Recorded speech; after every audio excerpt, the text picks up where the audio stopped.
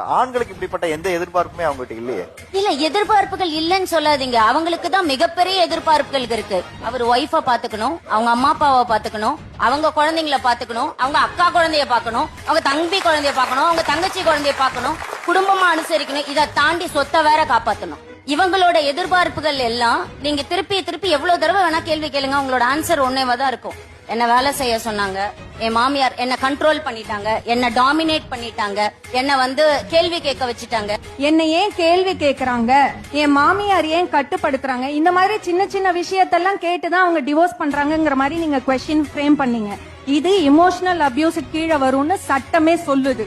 ரெண்டு பேருக்கும் ஈக்குவலான விஷயம் இருக்குன்னு தான் நாங்க பேசுறோம். ஒருத்தவங்க டைவர்ஸ் வாங்கிட்டாங்க ஒரு பொண்ணுன்னா, குழந்தை அம்மா கையில இருந்ததுன்னா அப்பா குழந்தையோட ஃபுல் எக்ஸ்பென்சஸ் பேர் பண்ணணும். ஒரு அம்மா கிட்ட குழந்தை இருந்தது, அம்மா டைவர்ஸ் வாங்கிட்டு குழந்தைய தனியா தூக்கிட்டு வெளியில போறாங்கன்னா அப்பா மெயின்டெனன்ஸ் கொடுக்கணும் குழந்தைக்கு, அப்பா பொண்ணுக்கும் மெயின்டெனன்ஸ் கொடுக்கணும், குழந்தையோட ஃபுல் எக்ஸ்பென்சஸ் பேர் பண்ணணும்.